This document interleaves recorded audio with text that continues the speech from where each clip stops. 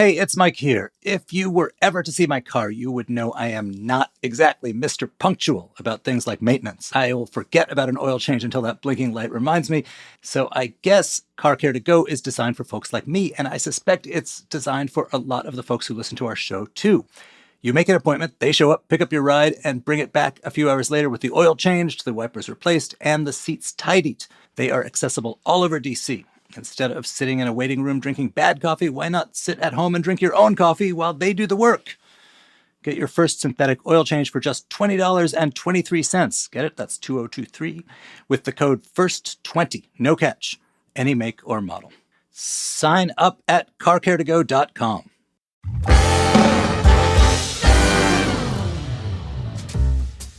Today on CityCast DC, we're halfway through Spy Week, presented by the International Spy Museum.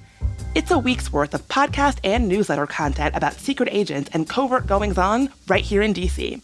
It's the 10th anniversary of the hit FX show, The Americans, which is all about the spies living amongst us in DC. But despite being set in DC, this show was actually filmed in Brooklyn. Its creators, Joe Weisberg and Joel Fields, painstakingly recreated 1980s-era DC to make the show look and feel authentic. They're here to tell us how they did it. Today is Wednesday, May 10th. I'm Bridget Todd, and here's what DC is talking about.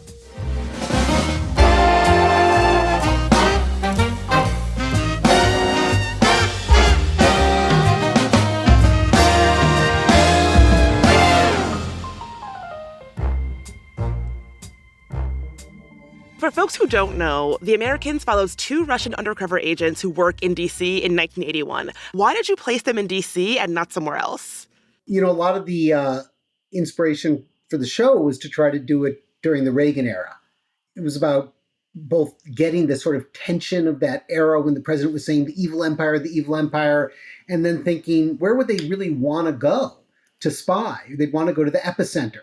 And maybe for some of us, that's not DC, but we figured for the Soviet KGB, that would be DC.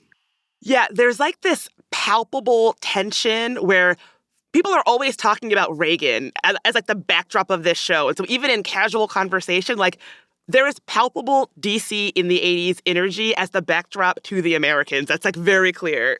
I think that's right. You know, it's also a funny thing. I mean, having, I'm sorry to say, been alive and cognizant in both eras, there really was something different back then in terms of the locality of things. I mean, you didn't have the feeling that it was such an international world and that you could be talking to anyone, anytime on the internet in a millisecond. It really sort of felt like it mattered more where you were.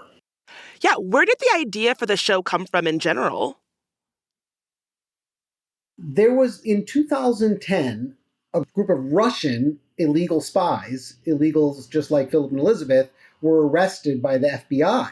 And it was a big news story, and everybody was talking about it. And I got a call from some producers who said, do you think there's a show in this? And my kind of immediate reaction was, not really. I mean, who cares about Russia spying on the United States in 2010? But then I decided to put it back in the Cold War, and suddenly it kind of got interesting. But it was really very much a kind of a pulled out of the headlines thing. Yeah, one of my favorite parts of the show in the pilot is when the FBI agent's wife is like, oh, the mailman is a pimp and the school bus driver is this. Like, this idea that, like, oh, come off it. People are not just, hiding in plain sight as these spies. But on the show, that's exactly what's happening. So it's so funny how I could totally see why that would be something of interest to folks. Yeah, I agree with that. And the piece of it you're pointing to is, it was serious, and we were kind of scared back then, but there's something intrinsically funny about the hiding among us. Are there aliens hiding among us? I mean, are there spies? What is it? It's one of the few true things that's both real and completely ridiculous at the same time. And on a deeper level, I think we had a lot of fun with it because we're all really hiding in plain sight. We all have an inner life that only we can know. And there's this funny dichotomy that we're all individuals in this world, utterly unique and utterly alone in our own heads. And yet, because of that, we're all completely alike because we're all going through that experience. And for Philip and Elizabeth, they're just going through a much more magnified, literalized version of that. Yeah, not to get too much on the plot of the show because I don't want to give anything away, but how they're both, these spies, and so they're hiding in plain sight in the ways that we all kind of are, but also in an additional way, but also in their own heads from each other. Like, they both want different things, like romantically from each other, physically from each other, and they're kind of hiding that within the confines of their own, like, fake marriage, the way that we are all kind of always hiding both from the world around us and also from each other and then from ourselves, that really comes through, like the spy within a spy. It sounds so horrible when you listen to you guys describing it. It sounds horrible. It's really like, it's kind of fun, but it's also, there's something depressing about it. Well, again, as Philip and Elizabeth's greatest fear was being exposed, right? And because they'd be caught and, put in jail. But really, on some level, who of us doesn't have something inside that we're afraid of being exposed? It's just a very universal thing. Even towards those that we love and trust the most. It's so hard. Sometimes we can't expose ourselves fully even to ourselves because of that. Yeah, you definitely have the feeling from watching the show of like, well, gee, has the real spy been me all along? Like the audience, the viewer? Well, one of the funny things we began to realize is as the show progresses and their relationship progresses, in many ways, they have an unconventionally deeply honest relationship with one another. And they hide very little because in many ways, professionally, they can't hide things from one another as spies. They need to know because they're partners.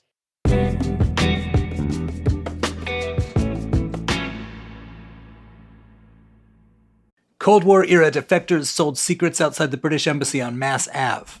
Allied operatives met at the Mayflower Hotel in 1925 and again in 2010. And odds are there was a spy on your train this morning. With more than 10,000 spies, DC truly is the capital of spycraft. And if you want to understand their secrets, step into their radio-transmitting shoes, or into James Bond's Aston Martin, you need to visit the International Spy Museum. Located just off the National Mall, the Spy Museum features 2 floors of exhibits and artifacts. They've got ciphers, submarines, and the actual ice axe that killed Leon Trotsky.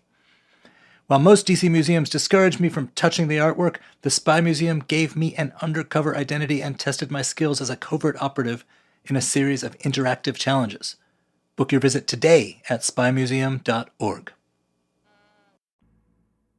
So I know that the show was shot in Brooklyn, specifically Gowanus. What was it about Gowanus that made you feel like you could kind of make it seem like 1980s DC? I think the tail was probably wagging the dog there from the beginning.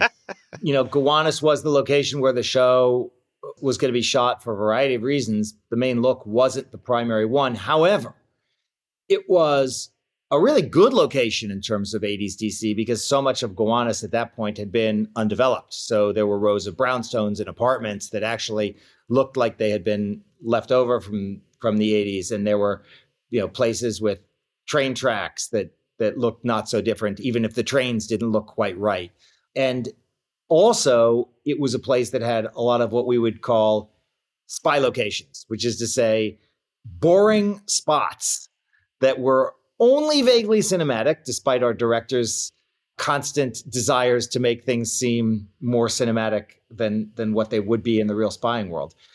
So we could use those. And then finally, we did send some units to DC at different points to shoot pieces of certain scenes and also many plates and backgrounds which were dropped in with green screen. And part of the trick there that we struggled with was we never wanted it to feel like we were pushing that too hard. We always wanted it to feel kind of authentic, that you were just with the characters in those places.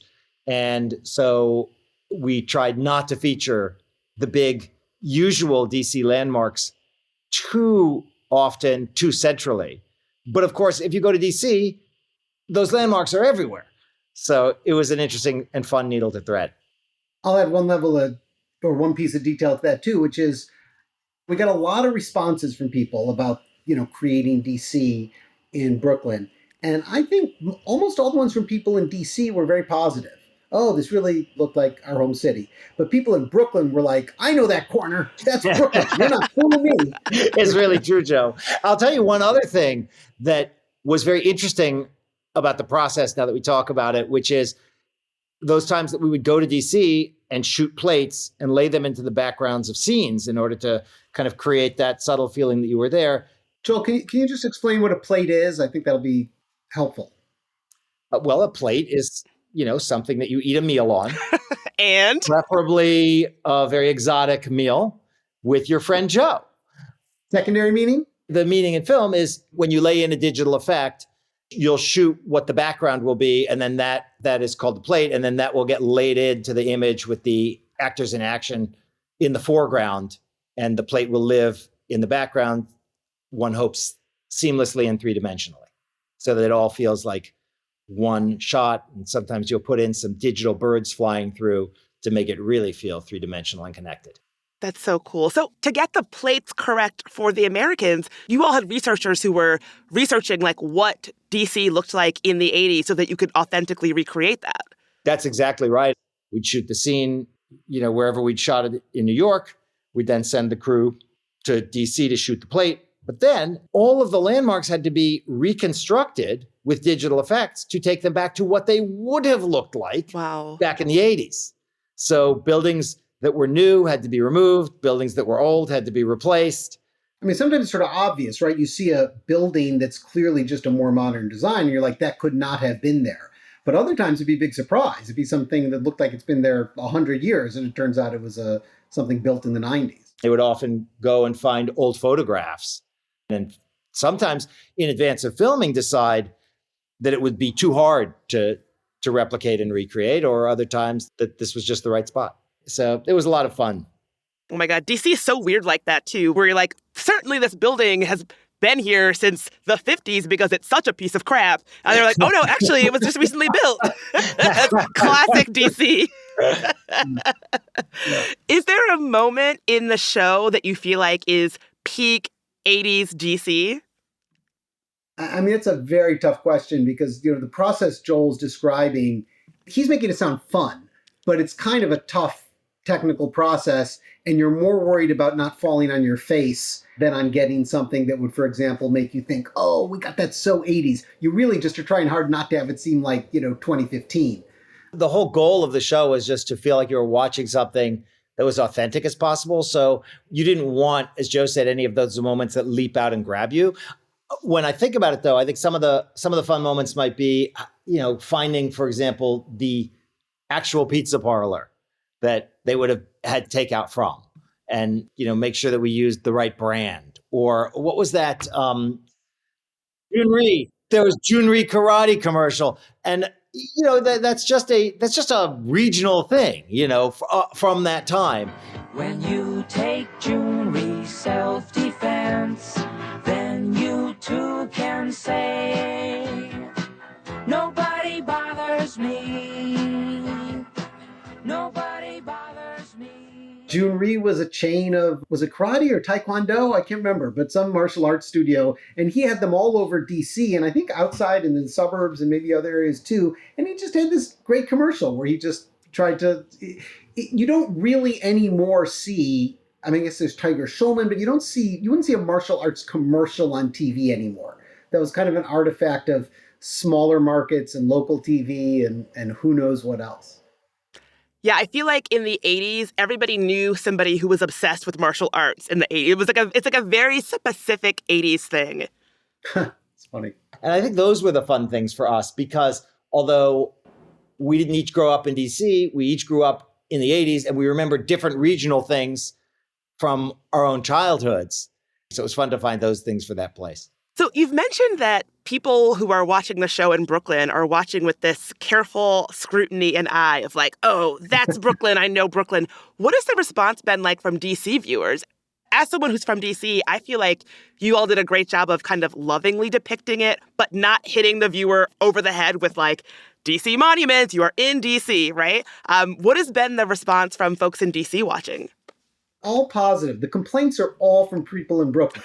Now, either that's because we got it pretty good, but as I was saying, the people in Brooklyn recognize the corners, or New Yorkers are just more of a pain in the ass. That's another possibility. I think we know which one is the answer. I think we know. But Joel, don't you agree? Did you ever hear a single complaint from somebody in DC?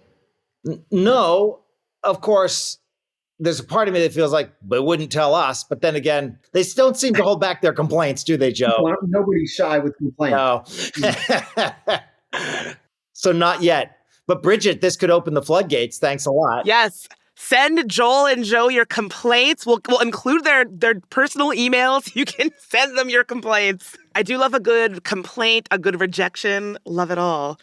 Who doesn't? Who doesn't? Okay, so this is kind of a curveball question, but somebody on the CityCast team is dying to know, what does it feel like to have casted a show where two people on the cast didn't know each other and ended up falling in love? Like, y'all are matchmakers. I mean, we always talk about that very, very fondly. You know, what a great thing to have happened on a show. You know, I think we see it sort of in the context of the show really was a good environment and people were happy working on it. And like some TV shows can have pretty bad environments. You'd probably be less likely to fall in love there because you're in a bad mood all the time. So I think we feel less proud of that casting, which was just coincidence, and more proud of having just a nice show where probably other people fell in love too. It's like, Joel, what do you think? Yeah, you and I fell in love. We're still going strong. Is there any truer love than the love between producers and co-showrunners, you know? Well, joking aside, I mean, it takes a lot of trust and a lot of communication. We were together all day, every day. Really, I mean, in all honesty, more than with a spouse. So. Well, it's a good thing you two like each other. Yeah. Really is. Joe Weisberg and Joel Field, it has been so fun dissecting the DC-ness of The Americans with you two. Thank you so much for joining us. This has been a blast. This has been fun, actually. We're, just past the 10-year anniversary of the launch of the show, so it's nice to think back on. Before you go, here's some quick news. Mayor Muriel Bowser is holding a public safety summit today to discuss the huge rise in crime impacting the district. Police say the rate has increased 26% since last year. On Tuesday, Bowser is off to Congress to testify about how the city is handling the problem. Tell us what you want to know about the hearing by sending us an email. We're at dc@citycast.fm. Meanwhile, the D.C. Attorney General signed a letter asking the Consumer Protection Safety Commission to do more to regulate gas stoves. Similarly, a group of local leaders gathered in Northeast this week to show their support for the shift to electric. They endorsed the proposed Healthy Homes Act, which would help lower-income residents move from gas appliances to electric ones at no cost. And finally, Silver Spring's famous Tasty Diner is auctioning off everything from the now closed-down restaurant. So whether you're looking for some diner artwork, a wet floor sign, or an industrial-sized freezer, they've got it all. The auction closes on May 17th, so get your bids in to bring a bit of classic diner into your life. And today's DC Life Hack is don't miss the Cyber Infinity Room on the 4th floor of the Spy Museum for an Instagrammable moment. That's all for today here on CityCast DC. And if you enjoyed the show, why not tell a friend who's obsessed with The Americans? They can rate the show, leave us a review, and subscribe to our morning newsletter. We'll be back tomorrow morning with even more news from around the city. Talk to you then.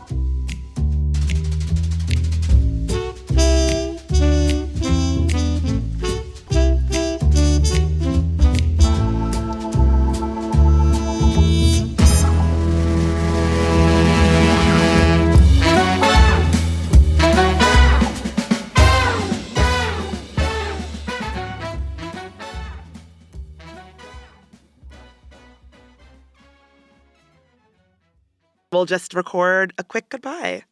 You know that we're not the Joel Fields and Joe Weisberg who did The Americans, right? I just want to... Oh, no! Back to the drawing board.